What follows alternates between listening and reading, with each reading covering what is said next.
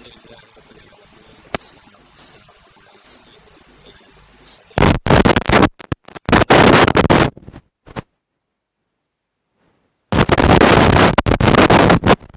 سے پہلے سورہ سبا آیت نمبر 14 تک درس دیا جا چکا ہے۔ آج انشاءاللہ تعالی سورہ سبا کی آیت نمبر 15 سے درس کا آغاز ہوگا۔ اس میں اللہ رب العزت کا ارشاد پاک ہے: اعوذ باللہ من الشیطان الرجیم، بسم اللہ الرحمن الرحیم۔ لقد كان لسبإ في مسكنهم آية جنتان عن يمين وشمال كلوا من رزق ربكم واشكروا له بلدة طيبة ورب غفور۔ قوم سبا کے لیے ان کے مسکن میں نشانی موجود تھی۔ اس سے پہلے حضرت سیدنا سلیمان علیہ السلام کا ذکر خیر تھا، اور یہ بتایا گیا تھا کہ حضرت سیدنا سلیمان علیہ السلام جب آپ کا وصال ہوا تو آپ اپنے عصا پر ٹیک لگائے کھڑے تھے اور جنات کو کام پر لگا رکھا تھا، اور وہ سب بیت المقدس کی تعمیر میں مصروف تھے۔ تو تقریباً 1 سال تک حضرت سیدنا سلیمان علیہ السلام اس عصا کے سہارے پر کھڑے رہے، اور تقریباً 1 سال کے بعد اس عصا کو دیمک نے کھا لیا۔ تو جب عصا کو کھا لیا گیا اور تو عصا نیچے گرا تو حضرت سیدنا سلیمان علیہ السلام بھی زمین پر آ گئے۔ اس وقت جنات کو یہ خبر ملی کہ سیدنا سلیمان علیہ السلام کا وصال ہو چکا ہے، اور اس کو بتایا اس لیے گیا تھا کہ لوگوں کو یہ بات معلوم ہو جائے، اور شیاطین بھی یہ بات سمجھ لیں کہ وہ غیب کو نہیں جانتے۔ غیب جاننے والی ذات اللہ کی ہے۔ اگر وہ غیب جانتے ہوتے تو 1 سال تک جو کاموں میں وہ لگے پڑے تھے تو وہ کبھی بھی اس طرح کام میں مصروف نہ رہتے۔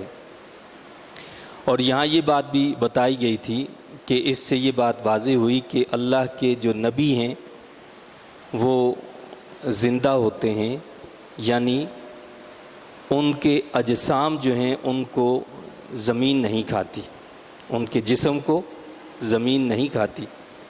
کہ لکڑی کو تو زمین نے کھا لیا، دیمک نے کھا لیا، لیکن حضرت سیدنا سلیمان علیہ السلام کا چہرہ مبارک، آپ کا لباس مبارک، آپ کا روب، آپ کا دبدبہ، ساری چیزیں بالکل اسی طرح برقرار تھیں۔ نبی کے وصال کا مطلب یہ ہوتا ہے کہ ان کی روح جو ہے وہ عالم دنیا سے ہٹ کر عالم برزخ کی طرف منتقل ہو جاتی ہے، ورنہ وہ روح بھی جو ہوتی ہے نبی کے جسم میں ہی قیام کرتی ہے، لیکن تعلق جو ہوتا ہے وہ دنیا سے ہٹ کر برزخ سے قائم ہو جاتا ہے۔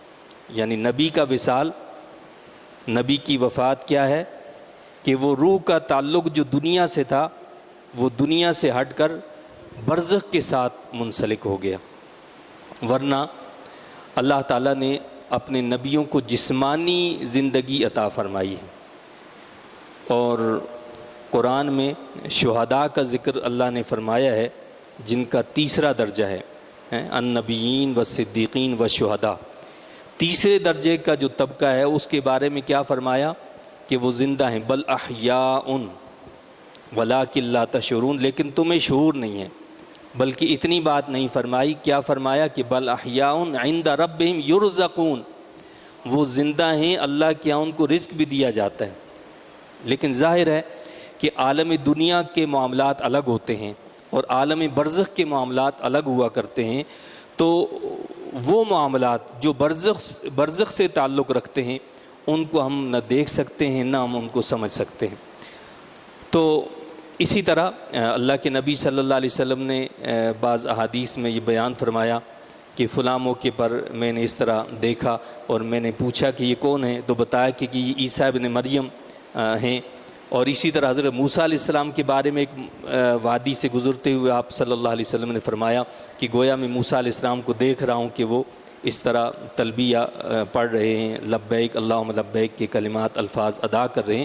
تو اللہ تعالیٰ اپنے نبیوں کو جسمانی زندگی عطا فرماتا ہے، لیکن اس کو ہم سمجھ نہیں سکتے، اس کا ہمیں شعور نہیں ہے۔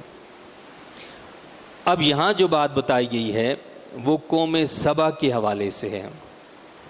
پہلے اللہ تعالیٰ نے اپنے برگزیدہ بندوں کا ذکر کیا، حضرت داؤد علیہ السلام، حضرت سلیمان علیہ السلام، کہ جن کو اللہ نے بڑی بادشاہت دی تھی، بڑی مملکت عطا فرمائی تھی، اور وہ اللہ کے شکر گزار بندے تھے، اور ان کی عاجزی انکساری کا تذکرہ کیا کہ کس طرح وہ اللہ کے ہاں مقرب بھی رہے اور اللہ کی حضور جو ہے سجدہ شکر بھی بجا لاتے رہے اور اس کی نعمتوں کا شکریہ ادا کرتے رہے۔ اب قوم سبا کا ذکر ہے۔ یہ قوم یعنی سبا، یہ موجودہ یمن ہے، یعنی یمن میں رہنے والے لوگ۔ تو یہ قوم سبا جو تھی، اللہ نے اس کو بڑی نعمتوں سے نواز رکھا تھا، بے شمار نعمتیں تھیں، اور ہر طرح کی فراوانی تھی، ہر طرح کی کامیابی ترقی تھی، معیشت ان کی بڑی مضبوط تھی، ان کا ملک بہت مضبوط تھا معاشی اعتبار سے اور دیگر ہر اعتبار سے بھی، اور ہر طرف باغات، نہریں، غرض یہ کہ امن ہی امن، سکون ہی سکون۔ یہاں قوم سبا کا ذکر کیا ہے، اور مناسبت اہل مکہ سے بھی چونکہ اس طرح ہے کہ اللہ تعالیٰ نے مکہ مکرمہ کو بھی پرامن بنایا ہے، امن والا شہر، کہ ساری دنیا کے اندر خوف، ڈر اور طرح طرح کے مسائل تھے، لیکن مکہ مکرمہ اس وقت بھی امن میں تھا، اور ساری دنیا اہل مکہ کی عزت اور تکریم کیا کرتی تھی، اور وہ ہر خوف و خطرے سے بالکل محفوظ تھے اہل مکہ۔ اب یہاں اہل مکہ کو بتایا گیا ہے کہ دیکھو یہ اہل سبا جو تھے یہ بھی بڑے پرامن لوگ تھے، ان کو بھی ہم نے بڑی نعمتیں دے رکھی تھیں، بڑے پرسکون تھے، باغات تھے ہرے بھرے، جب سفر کرتے تھے تو کوئی تھکن نہیں ہوتی تھی، دائیں بھی باغات بائیں بھی باغات، چلتے پھرتے وہ کھاتے پیتے جو ہے وہ آرام سے سفر کرتے تھے، اس سفر کا کوئی پتہ ہی نہیں چلتا تھا، نہ کوئی ڈاکو، نہ کوئی راہزن، نہ کوئی خوف، نہ کوئی خطرہ۔ لیکن وہ کہتے ہیں کہ انسان جو ہے کسی حال میں خوش نہیں رہتا، انسان کا جو ہے وہ اس کی فطرت کے اندر یہ بات ایک رکھی ہوئی ہے کہ وہ کسی بھی حال میں خوش نہیں رہتا۔ آپ خود اندازہ کر لیں کہ جو شخص جس حالت میں ہے وہ اس حالت میں خوش نہیں ہے۔ ہم اپنے حالات پر اگر غور کریں، جو جس حالت میں بھی ہے وہ اپنی حالت میں خوش نہیں ہے، وہ وزیر ہو، وہ وزیر اعظم ہو، وہ صدر ہو، وہ بادشاہ ہو، وہ فقیر ہو، وہ ملازم ہو، وہ مالک کوئی بھی ہو، وہ اپنی حالت میں خوش نہیں ہے۔ بنی اسرائیل کو اللہ نے اتنی نعمتیں دیں، من و سلوہ ان کے لیے نازل کیا، لیکن کیا کہنے لگے کہ نہیں جی ہمیں تو من و سلوہ نہیں چاہیے، یہ کیا بیٹھے بٹھائے ہمیں دے دیا جاتا ہے، ہمیں تو چاہیے کھیتی باڑی کریں، کچھ تگ و دو کریں، مشقت کریں، پیاز ملے، دال ملے، یہ ملے، فلاں ملے۔ اللہ نے فرمایا ٹھیک ہے، سبزیاں اگا دیں، ٹھیک ہے بھائی، کھاؤ پیو، محنت کرو، مشقت کرو۔ تو یہ اہل سبا، یہ اہل یمن، ملکہ بلقیس کا تعلق بھی اسی علاقے سے تھا، قوم تبا بھی اسی علاقے سے تعلق رکھتی تھی۔ کہنے لگے کہ جی بس یہ اس زندگی سے ہم بیزار آ گئے ہیں، اس میں کوئی مزہ ہی نہیں ہے، سفر کا کوئی مزہ ہی نہیں ہے، نہ کوئی خوف ہے نہ ڈر ہے۔ بھائی کوئی خوف ہو ڈاکو کا، کسی اور کا، تو مشقت ہو، ہم جائیں تھک جائیں، تھکاوٹ ہو، پھر ہم ملازم رکھیں اپنے ساتھ جو ہمارے سامان اٹھائیں، یہ کریں وہ کریں، تو ہمیں ایسا ہونا چاہیے۔ یہ زندگی سے ہم تھک چکے ہیں، بیزار آ چکے ہیں۔ اللہ نے کیا فرمایا؟ قوم سبا کے لیے ان کے مسکن میں نشانی موجود تھی۔ کیا تھا؟ وہاں 2 باغ تھے، ایک دائیں طرف اور دوسرا بائیں طرف، دائیں طرف بھی باغ، بائیں طرف بھی تھا. وہ کوئی بھی سفر کرتے تھے تو باغ ہی باغ، باغات ہی باغات چلتے تھے. اور سفر جو ہوتے تھے ان میں بھی یعنی ایک علاقے سے دوسرے علاقے میں اتنا طویل سفر نہیں ہوتا تھا کہ جس سے کوئی تھکاوٹ ہو جائے یا کوئی چیز نہ ملے، بلکہ جہاں بھی اسٹے کیا وہاں ہر چیز میسر تھی، کھانے پینے کی، آرام کرنے کی ساری چیزیں میسر تھیں. تو کیا ہوا کہ جی 2 باغ تھے، ایک دائیں طرف ایک بائیں طرف. کھاؤ اپنے رب کا دیا ہوا رزق اور اس کا شکر ادا کرو. تو اللہ نے تو کیا فرمایا کہ بھائی یہ نعمتیں دیں تمہیں، کھاؤ اس سے اور اللہ کا شکر ادا کرو. بلکہ کیا فرمایا اس شہر کے بارے میں اللہ نے، بلدۃ طیبہ، یہ تو بڑا پاکیزہ شہر ہے. اتنا پاکیزہ شہر، ورب غفور، اور ایسا رب غفور. اے اہل سبا تم بڑے خوش قسمت لوگ ہو. یعنی اتنا بہترین شہر، پاکیزہ شہر، بالکل کلین صاف شہر، جس میں کوئی ڈسٹ نہیں ہے، کوئی پولوشن نہیں ہے، کوئی اور ایسا معاملہ نہیں ہے، نہریں نہریں ہر طرف پھالی پھالیں. تو تم تو بڑے خوش قسمت لوگ ہو. اور رب بھی وہ غفور الرحیم جو بخشنے والا، غلطی ہو جائے کوتاہی ہو جائے وہ معاف فرما دیتا ہے. لیکن کیا ہوا، قوم نے کیا کیا؟ تقاضا تو یہ تھا کہ اس پر اللہ کا شکر ادا کیا جائے اور اس کے سامنے سر بسجود ہو جائے انسان کے، مولا اتنی نعمتیں تیری، تو ہمیں تو کسی چیز کی ضرورت نہیں ہے. لیکن ہم نہیں کہتے، ہم کہتے ہیں کہ نہیں، ہمیں نئی کراچی سے جو ہے ناظم آباد، ناظم آباد سے گلشن، گلشن سے ڈیفنس، ڈیفنس سے کلفٹن، کلفٹن سے امریکہ، امریکہ سے ہو. ارے بھائی کیا قبر میں نہیں جانا؟ یہ کیا چیز ہے؟ یہ دنیا کی ہوس اور یہ دنیا کے پیچھے دوڑنا کیا انسان کو موت سے روک دے گا؟ کوئی امریکہ میں چلا جائے گا، کسی اور یورپی ممالک میں چلا جائے گا تو کیا موت سے بچ جائے گا؟ جانا تو تم نے اللہ کے پاس ہے. راستہ تو تمہیں وہ تلاش کرنا چاہیے، لیکن انسان وہ راستہ تلاش نہیں کرتا، وہ دنیا کے پیچھے لگا رہتا ہے. ایک بنگلہ تو اس سے بڑا بنگلہ، بڑے سے اس سے بنگلہ، ایک سے دو، دو سے چار، چار سے 10، اسی کے پیچھے بھاگا جا رہا ہے. تو قوم نے جو ہے شکر ادا نہیں کیا. اللہ نے ہمیں بھی پاکستان عطا فرمایا ہے، مشرقی پاکستان، مغربی پاکستان. یہ اللہ کی کتنی بڑی نعمتیں تھیں. تقاضا تو یہ تھا کہ اللہ کی نعمتوں کا شکر ادا کیا جاتا، لیکن ہم نے کہا کہ یہ بنگالی ہے، یہ پنجابی ہے، یہ فلانا ہے، یہ فلانا اور فلانا. اور پھر کیا ہوا؟ ہماری ناشکری کی بنا پر ہمارا آدھا حصہ ہم سے کٹ گیا. اس کے بعد بھی چلو بھائی اب اللہ کا شکر ادا کر لو. لیکن قوم وہ تھی کہ 75 سال گزارنے کے باوجود اسلام کا نظام نافذ نہ کر سکی، قرآن کا نظام نافذ نہ کر سکی، سود کا خاتمہ نہ کر سکی، بے حیائی فحاشی کو روک نہ سکی. تو پھر اس کا نتیجہ کیا ہوتا ہے؟ اللہ نے قوم سبا کا ذکر فرمایا کہ اس قوم نے جب شکر ادا نہ کیا، فَأَعْرَضُوا فَأَرْسَلْنَا عَلَيْهِمْ سَيْلَ الْعَرِمِ وَبَدَّلْنَاهُمْ بِجَنَّتَيْهِمْ جَنَّتَيْنِ ذَوَاتَيْ أُكُلٍ خَمْطٍ وَأَصْلٍ وَشَيْءٍ مِّن سِدْرٍ قَلِيلٍ. پھر انہوں نے منہ پھیر لیا، اہل سبا نے منہ پھیر لیا، تو ہم نے ان پر تند و تیز سیلاب بھیج دیا. سیل العرم، سیل العارم، اللہ نے کیا فرمایا؟ ان پر سیل العارم بھیج دیا. ہم نے شدید قسم کا طوفان بھیج دیا، شدید قسم کا سیلاب بھیج دیا. یعنی ان کے ہاں جو ہے 2 پہاڑیاں ایسی تھیں کہ جہاں پر دریا جاری تھا، اور جب بارش ہوتی تھی سیلاب آ جاتے تھے. اب کیا کیا ان کے حکمرانوں نے؟ وہاں ایک بہت بڑا ڈیم بنا دیا، بہت بڑا ڈیم بنا دیا تاکہ بارش ہو، دیگر پانی ادھر ادھر سے آئے، نہریں پھوٹ پڑیں، سارا پانی یہاں جمع ہو جائے. خوشحالی. اب باغات کو ضرورت ہے پانی کی، وہیں سے پانی لگا دیا، جو ہر طرف پانی پانی. تو مقصد یہ کہ ڈیم بڑا مضبوط بنا دیا گیا، اس لیے تاکہ قوم محفوظ رہے. وہ لوگ کہتے ہیں کہ جی وہ ڈیم نہیں بنایا، فلاں نہیں بنایا، فلاں نہیں کیا. ٹھیک ہے آپ ڈیم بھی بنا لو. تو یہاں تو ڈیم بنانے والوں کا ذکر ہے کہ ڈیم بنایا ہوا تھا، لیکن قوم ناشکری بن گئی. اللہ نے اس ڈیم کو توڑ دیا، وہاں چوہے کو مسلط کر دیا۔ ان چوہوں نے وہاں اس دور میں جو بھی طریقہ تھا، کہتے ہیں کہ لکڑی کے ذریعے سے اس کو جو ہے وہ یعنی بند کیا گیا تھا۔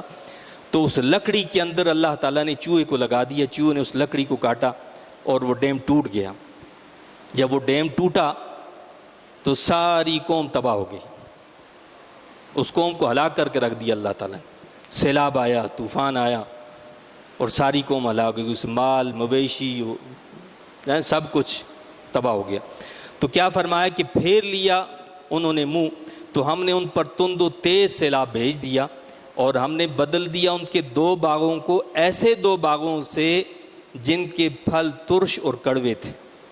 وہ جو باغ تھے 2، ہم نے ان کے پھل جو ہیں سارے چینج کر دیا سب کچھ۔ پہلے تو ہر طرف اچھے اچھے پھل تھے، اب فرمایا کہ وہاں ترش اور کڑوے پھل لگا دیے، اور ان میں جھاؤ کے بوٹے اور چند بیری کے درخت تھے۔ کیا فرمایا اللہ نے؟ وَبَدَّلْنَاهُمْ بِجَنَّتَيْهِمْ جَنَّتَيْنِ ذَوَاتَيْ أُكُلٍ خَمْطٍ وَأَصْلٍ وَشَيْءٍ مِّن سِدْرٍ قَلِيلٍ۔ تو ان کو 2 ایسے باغوں سے بدل دیا جن کے پھل ترش اور کڑوے تھے، اور ان میں جھاؤ کے بوٹے اور چند بیری کے درخت تھے۔ یعنی سارے وہاں جو بھی کچھ تھا وہ سب کچھ تباہ کر دیا، اور صرف ایسی جھاڑیاں اور ایسے کانٹے اور ایسی چیزیں پیدا کر دی جو انسان کو فائدہ نہیں دیتی، سوائے چند بیری کے درختوں کے۔ چند بیری کے درخت تھے جو یعنی فائدہ دینے والے تھے، اور وہ بھی گھٹیا قسم کی بیری، اچھی بیری وہ بھی نہیں تھی۔ گھٹیا قسم کی بیری کے علاوہ سب جھاؤ اور ناکارہ قسم کی چیزیں ہم نے لگا دی وہاں۔ ذَلِكَ جَزَيْنَاهُمْ بِمَا كَفَرُوا۔ ایسا کیوں کیا؟ اللہ فرماتا ہے یہ بدلہ دیا ہم نے انہیں بوجہ ان کی احسان فراموشی کی۔ وَهَلْ نُجَازِي إِلَّا الْكَفُورَ۔ اور بجز احسان فراموش کی ہم کسے ایسی سزا دیتے ہیں؟ ایسی سزائیں اللہ کیا فرماتا ہے ہم ان کو دیتے ہیں جو ناشکرا پن کرتے ہیں۔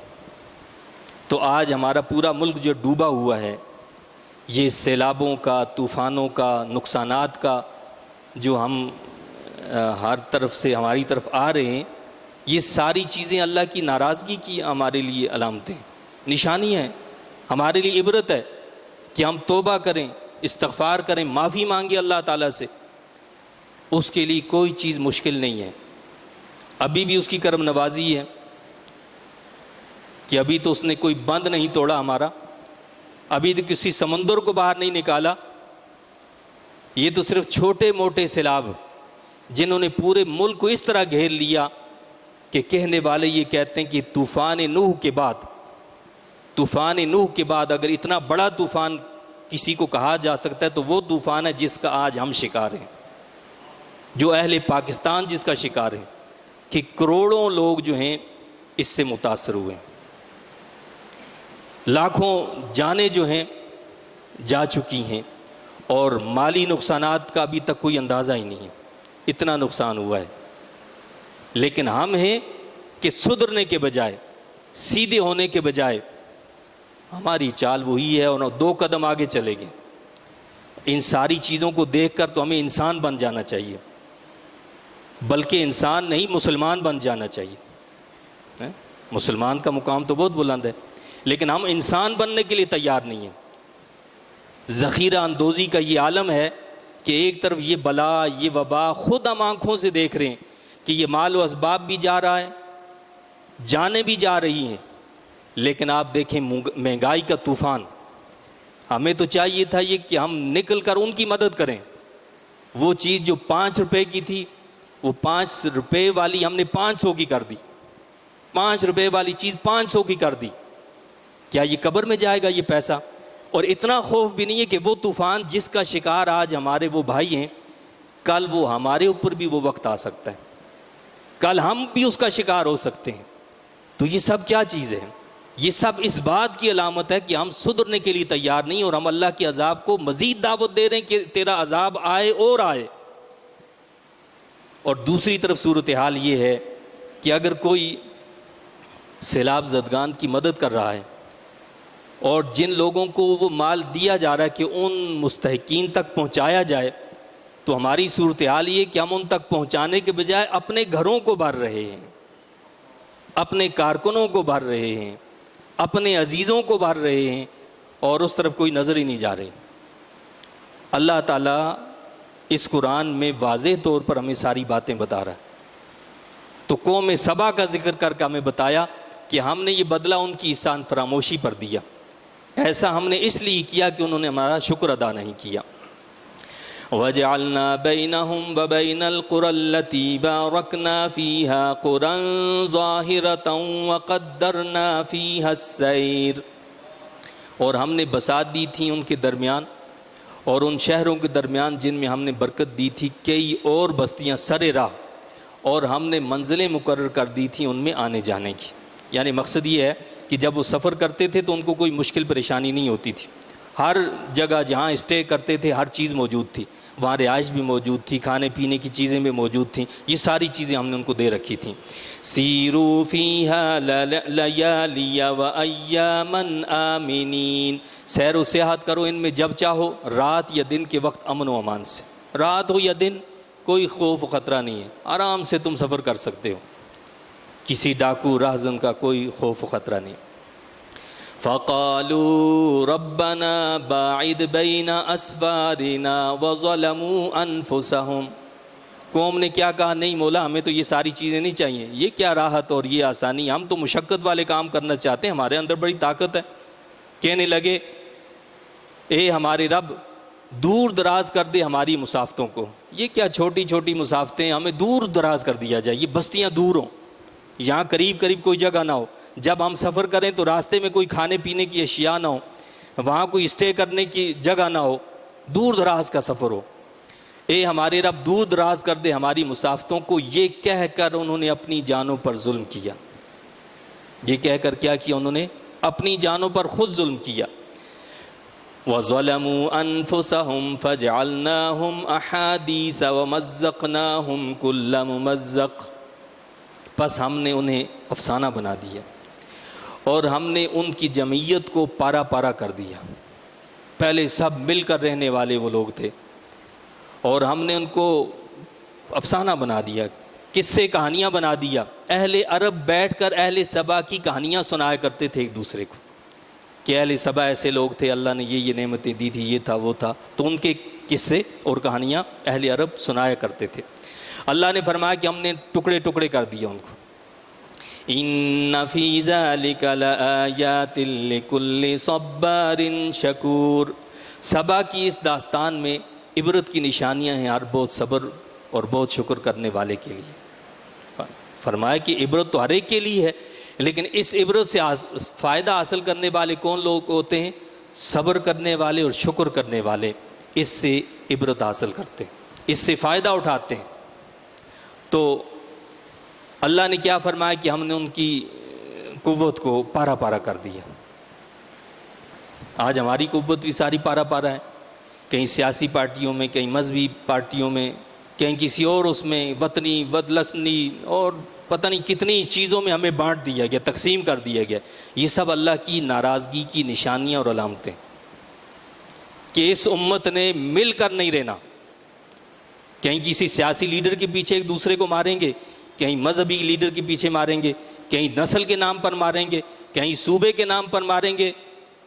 تو ہمارے نبی صلی اللہ علیہ وسلم نے تو ہمیں ایک کلمے پر جمع کیا تھا، لا الہ الا اللہ محمد رسول اللہ، کہ تمہاری بنیاد یہ ہے، یہ نسل، یہ وطن، یہ کوئی چیز نہیں ہے۔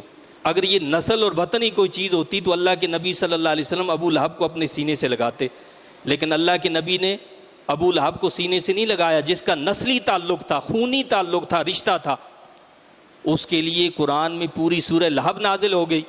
اور بلال حبشی جو حبشہ کے رہنے والے تھے، کالے تھے، ان کو سینے سے لگا لیا، کیونکہ وہ کلمہ گو تھے، وہ کلمہ پڑھنے والے تھے۔ تو آج ہم جو پوری امت جو ہے ان ساری چیزوں کے اندر آئی ہوئی ہے، اور یہ ہر آنے والا دن جو ہے وہ ہمیں بکھیر دیتا ہے اور ہم لوگوں کی باتوں میں آ جاتے ہیں، کسی سیاسی لیڈر کے باتوں میں آ جاتے ہیں، کسی فرقہ واریت والے مذہبی لیڈر کی اس بات میں آ جاتے ہیں، کسی اور کی بات میں آ جاتے ہیں اور دست و گریبان ہو جاتے ہیں۔ اور یہ نہیں سوچتے ہیں کہ ہم نے یہ سب کچھ کرنے کے بعد جواب دہ اللہ کے سامنے ہونا ہے، آیا وہاں ہم سرخرو ہوں گے یا ناکام ہوں گے؟ تو فرمایا اللہ نے کہ ہم نے ان کو عبرت کا نشان بنا دیا۔ وَلَقَدْ صَدَّقَ عَلَيْهِمْ إِبْلِيسُ ظَنَّهُ فَاتَّبَعُوهُ إِلَّا فَرِيقًا مِّنَ الْمُؤْمِنِينَ، اور بے شک سچ کر دکھایا ان ناشکروں پر شیطان نے اپنا گمان۔ وہ شیطان نے کہا تھا نا کہ میں اولاد آدم کو بہکا کر رہوں گا، تو اللہ فرماتا ہے کہ شیطان نے اپنا گمان سچ کر دکھایا، سو وہ اس کی تابعداری کرنے لگے بجز مومنوں کے ایک گروہ کے جو حق پر ڈٹا رہا۔ یعنی لوگوں کی اکثریت جو ہے وہ شیطان کی پیروکار بن گئی، سوائے گنے چنے اہل ایمان کے کہ جنہوں نے شیطان کی پیروی اختیار نہیں کی بلکہ اللہ اور اس کے نبی کے تعلیمات پر عمل کرتے رہے۔ وَمَا كَانَ لَهُ عَلَيْهِم مِّن سُلْطَانٍ إِلَّا لِنَعْلَمَ مَن يُؤْمِنُ بِالْآخِرَةِ مِمَّنْ هُوَ مِنْهَا فِي شَكٍّ، اور نہیں حاصل تھا شیطان کو ان پر ایسا قابو کہ وہ بے بس ہوں۔ اللہ نے یہ بھی بتا دیا کہ ایسا نہیں ہے کہ شیطان کو کوئی لوگوں پر کنٹرول حاصل ہے، فرمایا ایسی کوئی بات نہیں ہے۔ ہم نے شیطان کو ایسا تسلط نہیں دیا ہے کہ وہ لوگوں کو بے بس کر دے، بلکہ یہ انسان کے اپنے اختیار میں ہے، وہ اپنے اختیار سے جب اس طرف چلا جائے تو ایک الگ بات ہے۔ اللہ کیا فرماتا ہے؟ نہیں حاصل تھا شیطان کو ان پر ایسا قابو کہ وہ بے بس ہوں، مگر یہ سب کچھ اس لیے ہوا کہ ہم دکھانا چاہتے تھے کہ کون آخرت پر ایمان رکھتا ہے۔ اللہ لنعلم، یہ ترجمہ بھی قابل توجہ ہے۔ بعض مرتبہ لوگ جو ہیں وہ یہ ترجمہ کر دیتے ہیں تاکہ ہم جان لیں۔ اللہ کو جاننے کی ضرورت نہیں، وہ تو پہلے سے جانتا ہے۔ الا لنعلم من یؤمن بالآخرہ، تو کیا کہتے ہیں کہ جی اس لیے کہ ہم جان لیں کہ کون آخرت پر ایمان رکھتا ہے، تو یہ غلط ہے۔ تو صحیح ترجمہ کیا ہے؟ مگر یہ سب کچھ اس لیے ہوا کہ ہم دکھانا چاہتے تھے، لنعلم، ہم ظاہر کرنا چاہتے تھے، ہم ممتاز کرنا چاہتے تھے کہ کون آخرت پر ایمان رکھتا ہے اور کون اس کے متعلق شک میں مبتلا ہے،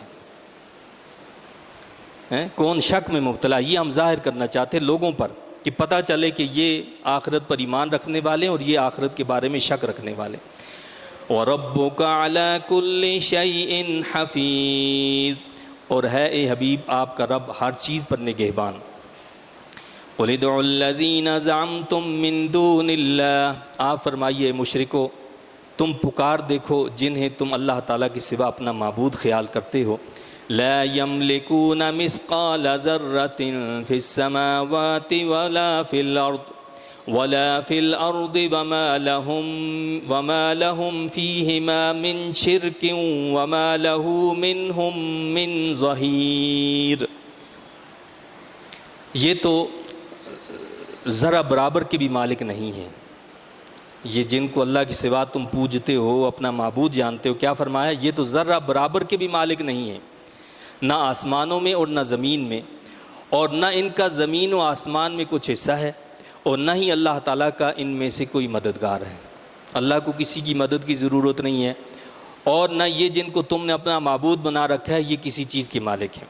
وَلَا تَنفَعُ الشَّفَاعَةُ عِندَهُ إِلَّا لِمَنْ أَذِنَ لَهُ، اور نہ نفع دے گی سفارش اس کے ہاں مگر جس کے لیے اس نے اجازت دی ہو۔ یعنی کافروں کے لیے آخرت میں کوئی سفارش فائدہ مند نہیں ہوگی۔ پہلی بات تو یہ ہے کہ کسی کافر کو سفارش کا حق ہی نہیں دیا جائے گا، اور سفارش کا حق بھی ملے گا تو اہل ایمان اور صالحین کو ملے گا، اور جس کو اللہ تعالیٰ اجازت عطا فرمائے گا وہی سفارش کر سکے گا۔ جس کو اللہ اجازت عطا فرمائے گا وہی سفارش کر سکے گا۔ تو کیا فرمایا کہ نہ نفع دے گی سفارش اس کے ہاں مگر جس کے لیے اس نے اجازت دی ہو۔ حَتَّى إِذَا فُزِّعَ عَن قُلُوبِهِمْ قَالُوا مَاذَا قَالَ رَبُّكُمْ، یہاں تک کہ جب دور کر دی جاتی ہے گھبراہٹ ان کے دلوں سے تو پوچھتے ہیں کیا ارشاد فرمایا تمہارے رب نے۔ اب اس کا کیا مطلب ہے؟ مفسرین کہتے ہیں کہ اس کا ایک مطلب تو یہ ہے کہ یہاں فرشتوں کا ذکر ہے کہ اللہ تعالیٰ جب کوئی حکم فرماتا ہے تو فرشتوں پر بھی گھبراہٹ طاری ہو جاتی ہے، اور جب فرما کر رب کائنات جو ہے یعنی اپنا حکم فرما دیتا ہے تو اس کے بعد جب اطمینان میں آتے ہیں فرشتے، گھبراہٹ دور ہو جاتی ہے، تو پھر ایک دوسرے سے پوچھتے ہیں کہ اللہ نے کیا فرمایا۔ یا مطلب یہ ہے کہ جو سفارش کرنے والے ہیں اور جن کی سفارش کی گئی ہے ان کا تذکرہ ہے، تو اگر یہ بات ہے تو اس کا مطلب یہ ہوگا کہ سفارش کرنے والے اور جن کی سفارش کی گئی ان سب پر گھبراہٹ طاری ہو جائے گی جب اللہ کا حکم سنیں گے، اور جب گھبراہٹ دور ہوگی تو جن کی سفارش کی گئی ہے وہ سفارش کرنے والوں سے پوچھیں گے کہ اللہ نے کیا فرمایا ہے۔ وہ تو اتنی عظیم ذات ہے، یعنی اس کے سامنے کوئی مجال ہے کہ کچھ کر سکے؟ تو فرمایا یہاں تک کہ جب دور کر دی جاتی گھبراہٹ ان کے دلوں سے تو پوچھتے ہیں کیا ارشاد فرمایا تمہارے رب نے؟ قالوا الحق، وہ کہتے ہیں اس نے حق فرمایا ہے، یعنی جو فرمایا اس نے حق فرمایا، وہ حق ہے اور وہ حق ہی فرماتا ہے۔ وَهُوَ الْعَلِيُّ الْكَبِيرُ، اور وہ بڑی شان والا سب سے بڑا ہے۔ قُلْ مَنْ يَرْزُقُكُم مِّنَ السَّمَاوَاتِ مَنْ يَرْزُقُكُم مِّنَ السَّمَاوَاتِ وَالْأَرْضِ، آپ فرمائیے کون روزی دیتا ہے تمہیں آسمانوں اور زمین سے؟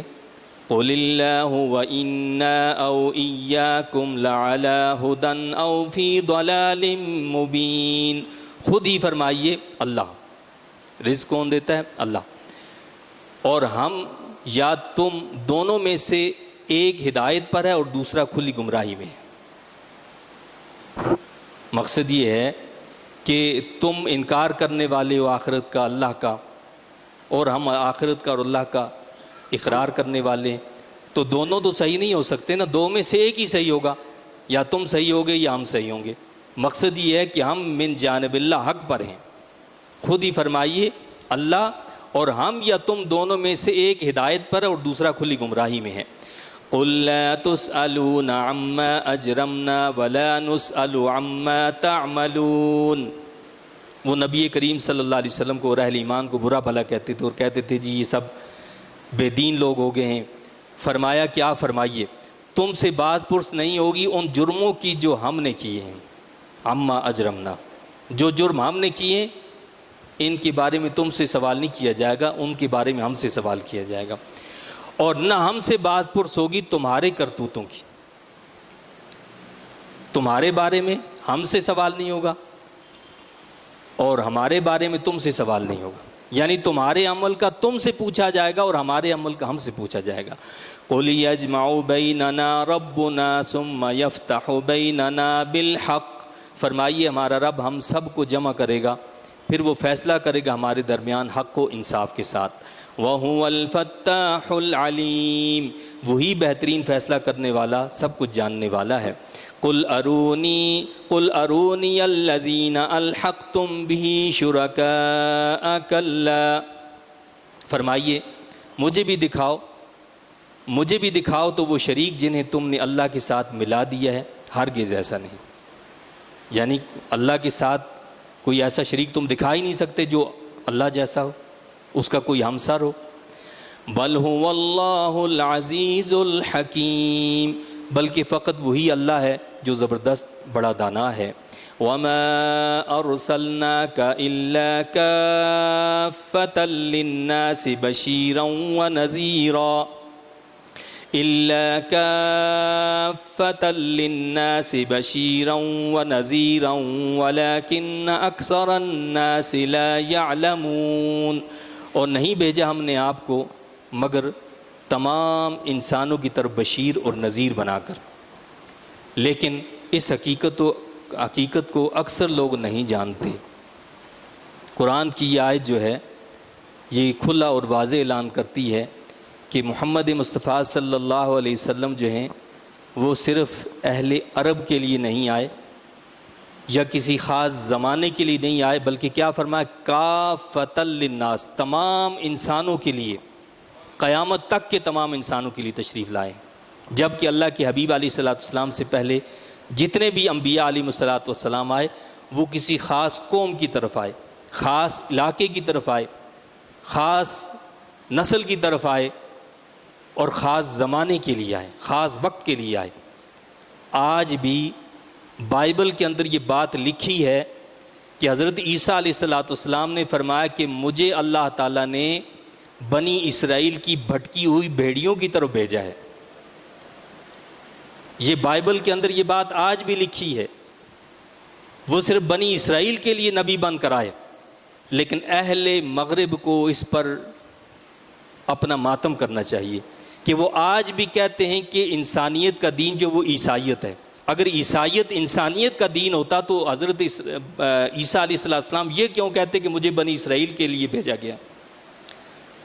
تو حضرت عیسیٰ علیہ السلام ہوں یا دیگر انبیاء علیہ السلام ہوں، وہ خاص قوموں اور خاص علاقوں کے لیے آئے۔ محمد عربی صلی اللہ علیہ وسلم کو رب کائنات نے تمام قوموں کے لیے، تمام انسانوں کے لیے، تمام زمانوں کے لیے آخری نبی بنا کر بھیجا۔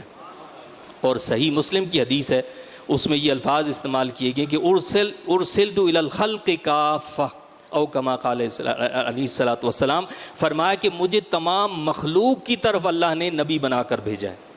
تمام مخلوق کا لفظ استعمال کیا، خلق میں تمام مخلوق آ جاتی ہے، انسان ہوں، جنات ہوں، حیوانات ہوں، جمادات ہوں، چرند ہوں، پرند ہوں، سب کی طرف نبی بنا کر بھیجا ہے مجھے، الی الخلق کافہ۔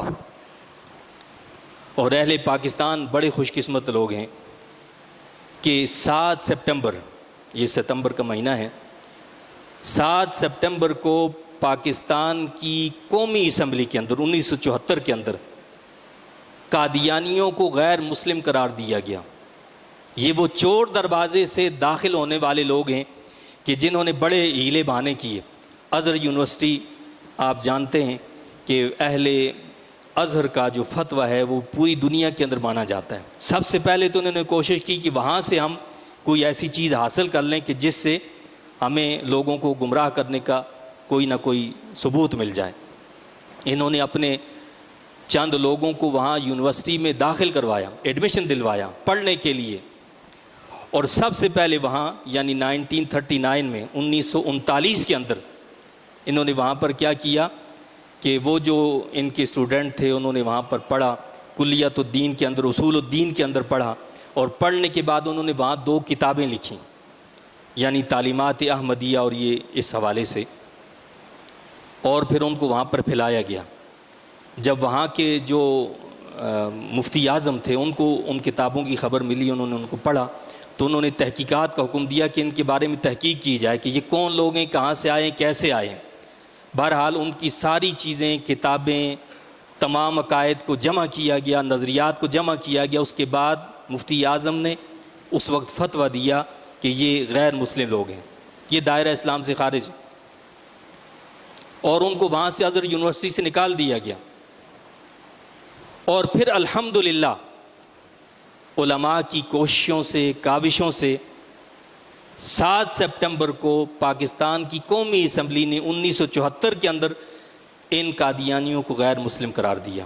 اور یہ صرف ایسے ہی جو ہے زبانی کلامی بات نہیں ہوئی، بلکہ کئی دنوں تک مناظرے ہوتے رہے قومی اسمبلی کے اندر علماء کے ساتھ، قادیانیوں کے مناظرے ہوئے، اور بالآخر جو حتمی اور جو اس پر فیصلہ سنایا گیا وہ کیا ہوا کہ یہ غیر مسلم لوگ ہیں، ان کو اس بات کی اجازت نہیں ہے کہ یہ اپنی عبادتگاہ کا نام مسجد رکھیں، اس بات کی اجازت نہیں ہے۔ آپ غیر مسلم ہو، ٹھیک ہے آپ رہو، ہم یہ نہیں کہتے کہ غیر مسلم عبادت نہیں کر سکتا، آپ اپنی عبادت کرو، لیکن اپنے آپ کو مسلمان مت کو۔ مسلمان ہیں الحمدللہ میں جو حضور اکرم صلی اللہ علیہ وسلم پر قطعی ایمان رکھتا ہو کہ آپ آخری حتمی نبی ہیں، آپ کے بعد کوئی کسی طرح کا نبی نہیں آ سکتا، کسی مفہوم میں نہیں آ سکتا۔ اور جو کوئی ایسا دعویٰ کرتا ہے نبی کریم صلی اللہ علیہ وسلم کے بعد بھی کہ میں نبی ہوں کسی بھی طریقے کا، یا میں حضور اکرم صلی اللہ علیہ وسلم کی ختم نبوت پر ایمان رکھتے ہوئے بھی جو ہے میں اس قوم کی اصلاح کے لیے آیا ہوں، مجھے نبی بنا کر بھیجا گیا، یا اس طرح کا کوئی بھی طریقہ ہے، اس کو لکھ دیا گیا کہ وہ غیر مسلم ہے، وہ دائرہ اسلام سے خارج ہے۔ لہٰذا اذان دینا یہ مسلمانوں کا کام ہے، ان کلمات کو قادیانی استعمال نہیں کر سکتے۔ مسجد بنانا، مسجد کا جو ایک طریقہ ہے، اس طریقے سے اپنی عبادت گاہ بنانا، قادیانیوں کی اس کی اجازت نہیں ہے۔ ہاں آپ اپنی عبادت کر سکتے ہیں اپنے طور طریقے سے، ان مسلم شاعر کو چھوڑ کر، جو مسلمانوں کی نشانی ہے، مسلمانوں کے جو شاعر ہیں جو پہچانے جاتے ہیں کہ مسلمانوں کے مقامات ہیں، اس طرح کا کوئی بھی طریقہ اختیار کرنے سے قانونی طور پر ان کو منع کیا گیا۔ لیکن ہماری بدقسمتی یہ ہے کہ ہر آنے والی حکومت نے ہمیشہ قادیانیوں کو جو ہے سر پر بٹھا کر رکھا، اور ہماری کی پوسٹوں پر یہ خبیث لوگ بیٹھے ہوئے ہیں، یہ خبیث ہماری کی پوسٹوں پر بیٹھے ہیں۔ ملک اسلام کے نام پر ہے، اسلام کے نام پر حاصل کیا گیا ہے، اور یہاں اکثریت مسلمانوں کی ہے، لیکن ہمارے اوپر بٹھائے ہوئے جو لوگ ہیں کہ جو اس نظام مصطفیٰ کریم علیہ السلام کے درمیان حائل ہیں، یہ وہ لوگ ہیں جو اسلام دشمن قوتیں۔ تو قرآن میں اللہ نے اعلان کیا ہے کہ نہیں بھیجا ہم نے آپ کو مگر تمام انسانوں کی طرف بشیر اور نذیر بنا کر، لیکن اس حقیقت کو اکثر لوگ نہیں جانتے۔ وَيَقُولُونَ مَتَىٰ هَٰذَا الْوَعْدُ إِن كُنتُمْ صَادِقِينَ، اور وہ کہتے ہیں کہ کب پورا ہوگا یہ وعدہ، بتاؤ اگر تم سچے ہو۔